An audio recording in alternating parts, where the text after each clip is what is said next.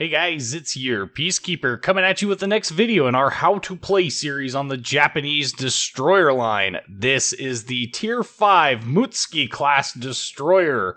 The Mutsuki class consisted of 12 planned and completed destroyers built between 1924 and 1927. However, none of these ships would survive World War II. The first 8 Mutsuki class destroyers were named after months, and the last 4 after phases of the lunar cycle. Mutsuki means January.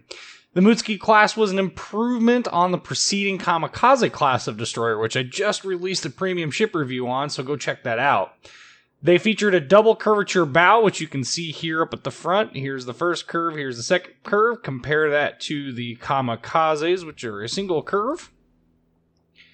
They also featured improved torpedo armament. And, well, you know, that improved torpedo armament doesn't really play out very well in-game, but we'll get to that in a minute.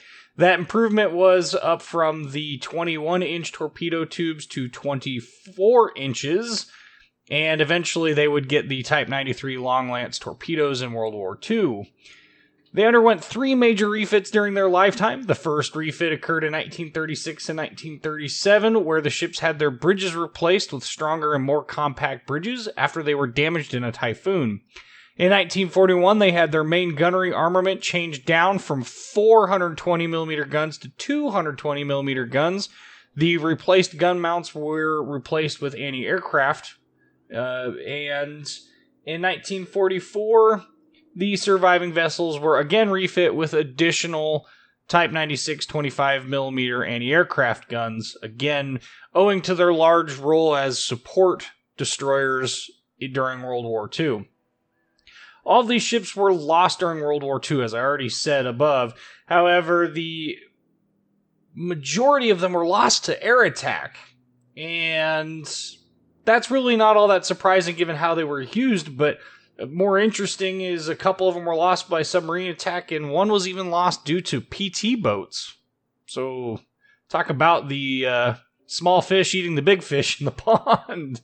The Mutsuki class served as the backbone of the Japanese Navy in the 1920s and 1930s, and while the remainder of the Minekaze-esque or Minekaze-inspired classes served in the home waters during World War II due to their limited range, the increased range of the Mutsuki class and better torpedo firepower kept them in the front line throughout World War II.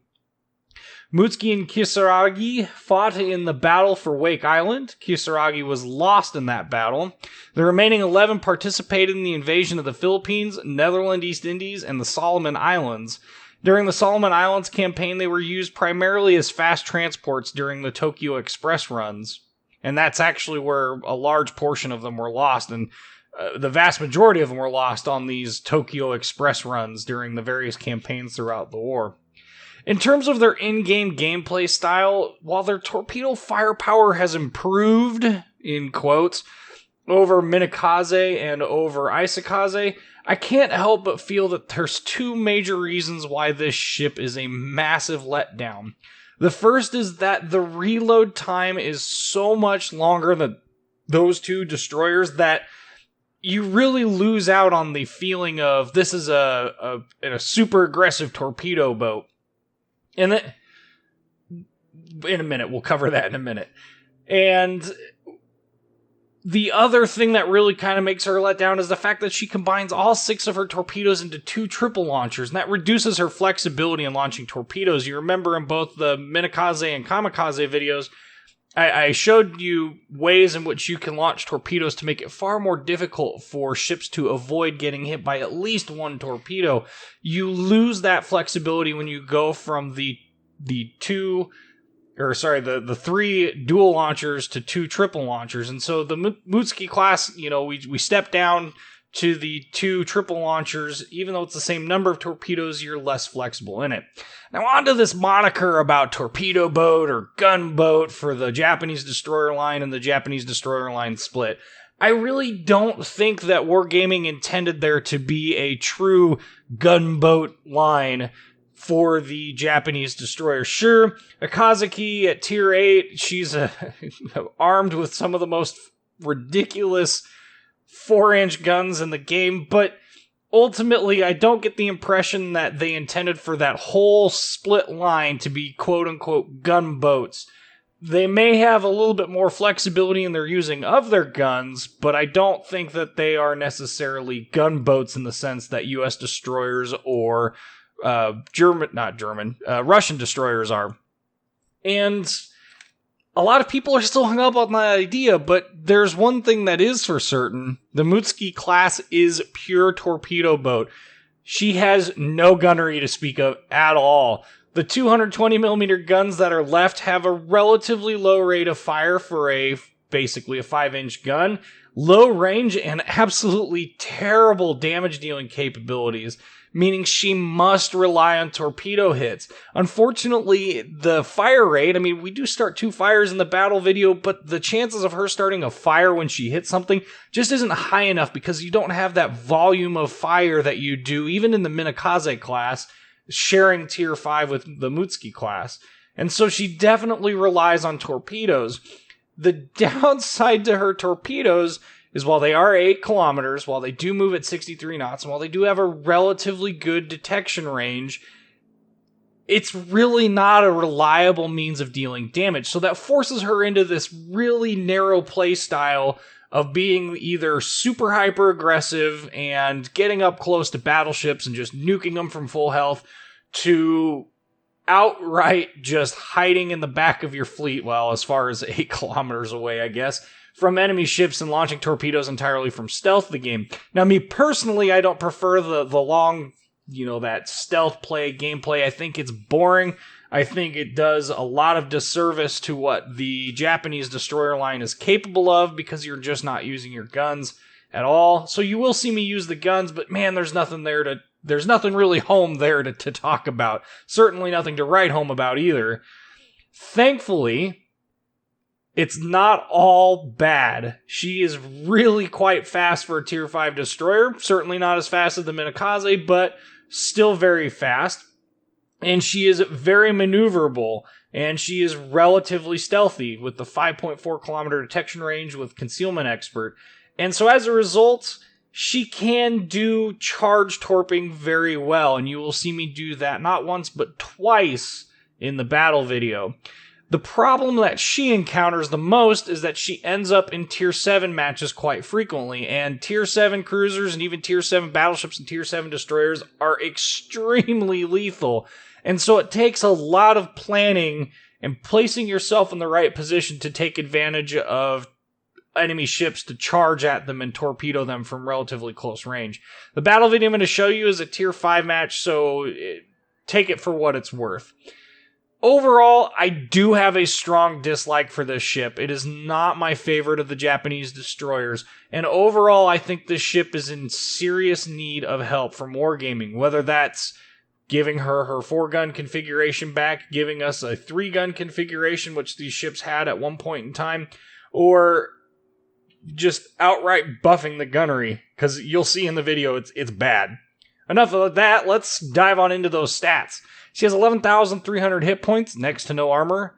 Her main battery consists of 2 120mm 45 caliber 3rd year type.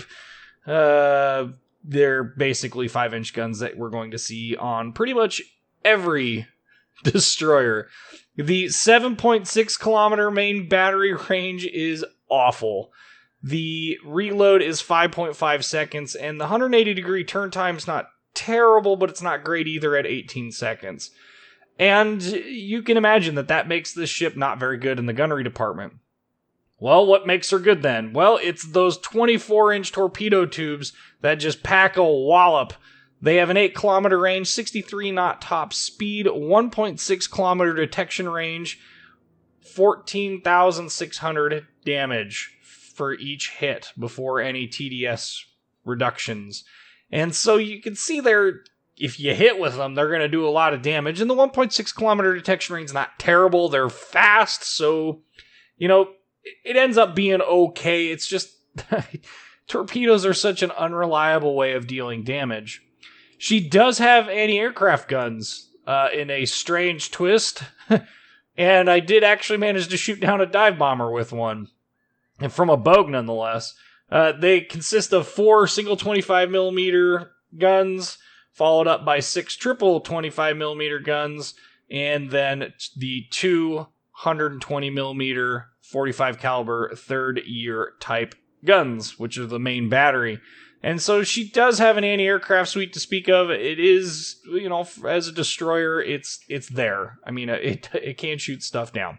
In terms of maneuverability, 37.5 knot top speed, 550 meter turning radius, 2.1 second rudder shift time. 2.1 second, and that is without any rudder shift modules. That is just straight from the get-go.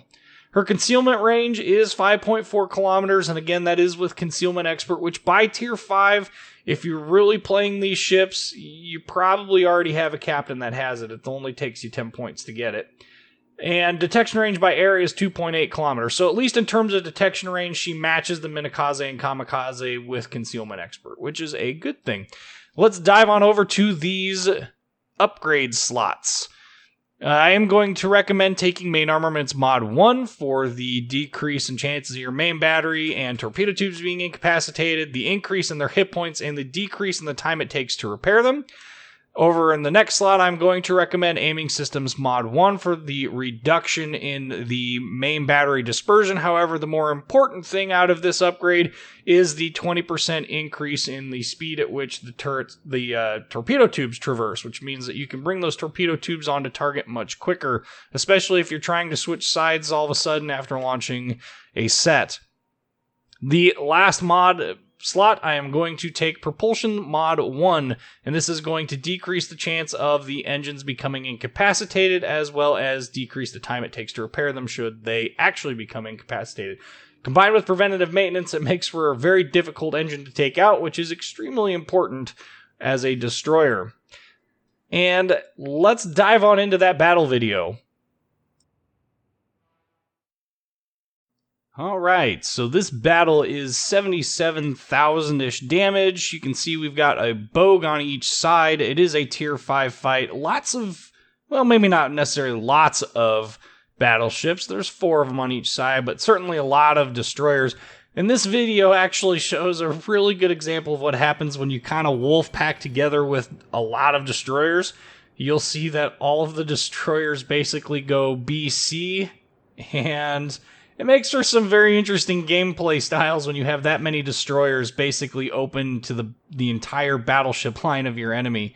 And I do feel obligated to point out that being you nearly have 40 knots with the speed flag in the Mutsuki, you can use this ship to get around flanks relatively easily. It's not as versatile when it gets there as the Minekazes are. However, if you get there and you can get some openings to their battleship or their carrier, you can wreak some absolute havoc on them. Anyway, on this map, I like to go to C. There's a little bit more cover there. There's not really a whole lot of difference between C and A. One area I do like to avoid is B if I can at all costs. Usually find that most people tend to end up hovering around B, and that's where all the fights occur. Now, I'm okay with that. I just don't want to be the sole focus because I don't have a whole lot of defense while I'm waiting for those torpedoes to reload. So we are going to go to C, and we are going to see what we can see at C. Oy, bad jokes. Anyway, we're going to go over there and we're going to, kind of investigate which direction the enemy fleets are going. And that's going to shape our entire battle plan from there.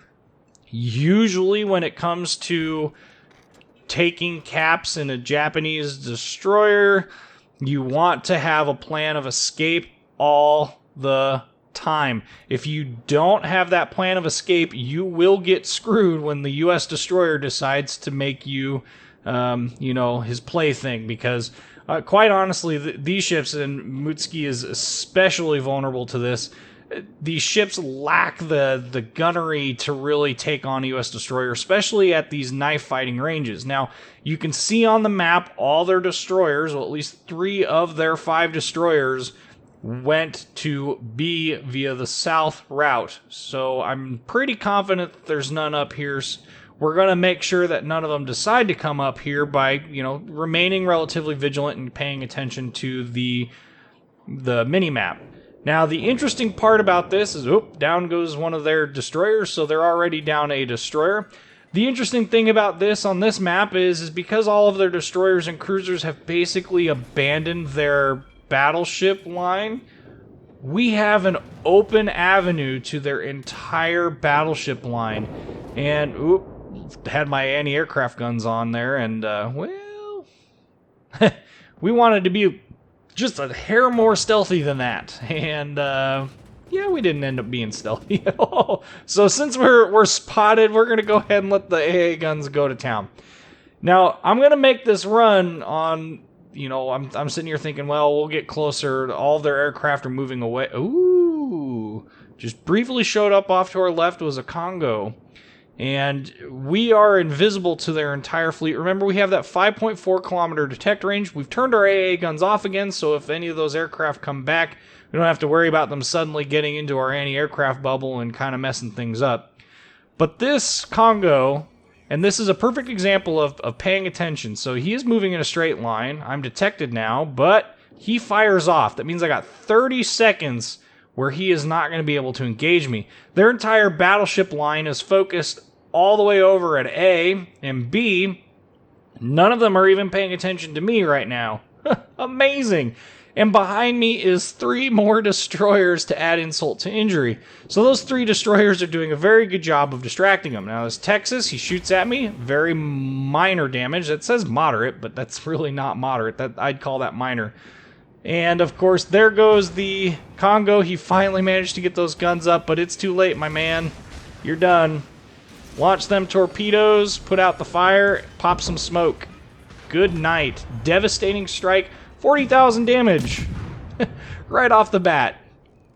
So, now because this Texas has been annoying, we're going to take advantage of our smoke and we're going to use it. I mean, it's here, we might as well. And with our AA up, maybe we can help shoot down some of these aircraft that are around us. So now we need a plan as to where we're going here. I'm kind of waiting to see how the battle flows out. We've got this bogue down here. There goes that one dive bomber. We've got this bogue down here. I think that's going to be the safer bet. There's 2 cruisers that are relatively close to this Texas and whatever the other battleship was. This is another Wyoming. And so I don't want to get too close to those because one, it is a Furutaka and a Svetlana, and both of those are still very dangerous ships. Now the Furutaka, the danger with Furutaka is that those guns hurt. They are 8-inch guns and they are very rude. When you get hit by them, it's not a pleasant feeling. And so we're going to use our stealth to get as close as we can to this bogue, and then we are going to bail back up to the north. This match goes very quickly. As you can see, we've already killed 4 ships. In the destroyers really comprise the bulk of that, so there's really not a whole lot of threat from destroyers. At this tier, a Texas and a Wyoming in terms of battleship, they don't have any accuracy at all, so it's not really worth talking about them as being legit threats. And a random HE Citadel on a bogue. And we're going to go ahead and start our turn back to the north. Yep, we're not going to get the kill on the bogue. That's fine. The enemy aircraft carrier is down. They've lost yet another battleship, so they are really, really down. That leaves pretty much what's left of their main battle force. Now, I would have hit with those torpedoes had that other destroyer not been engaging him so well. These other 2 destroyers have drawn the fire of basically their whole fleet. I'm invisible again. My torpedoes aren't up yet. Those guys are... Ooh, ouch. Well, that's rough. Furutaka, the Wakatake here, if it were me, I'd be getting the heck out of Dodge, because what's about to happen is really kind of sad. So we're going to launch torpedoes at this Texas. Now, in hindsight, I figured he was going to go up north and try and avoid this fight, but he ends up going in, and it's just... Ooh, good hit with that torpedo there, Wakatake. It's the risk you take. So maybe we can try and get him to turn. So we're going to engage him. I'm hoping I can get him to turn towards me so that those torpedoes kind of open up. I think that Furu had his hydroacoustic up, and that's the danger of the Furutaka. If he had his hydroacoustic up, those torpedoes probably got spotted and that Texas wasn't going to hit him anyway. And so my attempt to get him to turn has failed. Now, our Izyaslava's over there. He is fighting with the Furu, valiantly, I might add. So we're going to assist them, and we're going to take that cruiser out of the fight, because that's going to open up that whole front. And, oh, fire! Alright, well, we got our first fire of the match. And we want to continue to engage him. Give yourself the opportunity, because as soon as he's gone, guess what becomes an open target? Well, now he's gone. That Texas has no cover. He's far enough away from that Svetlana that we can once again charge torp this battleship. The other fun part about what this Texas is doing is he is beaching himself. So we can see that based on the mini-map. We can see that based on his actions. He beaches himself. That is a bad place to be in that ship because it lacks the ability to back up fast. Once we launch these torpedoes, we need to, make up our mind as to how we're going to get to him. I decided that I was going to turn into him because that puts me close enough to the cap later on. You could certainly have turned away. Just understand that you need to change your aspect to him so that those those HE shells that he fires miss. So here we are, 77,090 damage, 3 kills, although that Furutaka, really not that impressive. I basically kill stole that. 2 dev strikes, though. And so this is kind of the gameplay style that Mutsuki has, and we benefited a lot from being able to take out their carrier very early on, so the carrier wasn't really in play. And we got lucky with our positioning, and really that's the problem with the Mutsuki class destroyer, is it just doesn't have the flexibility to really carry a game. So you're ultimately a support destroyer. 77,088 damage, 1 solo cap, 3 sinks, 1,217 base XP. It's probably all from that aircraft. There's the damage screen. 65,000 damage just in torpedoes. 140,000 credits. Anyway, I don't like this ship in spite of how good that battle was for a Mutsuki. I just don't care for the ship class. I don't care for the gameplay style. Thankfully, the Tier 6 Fubuki really helps out in this line and is a great ship. Anyway, I'm your Peacekeeper. Like, comment, subscribe, and thank you for watching.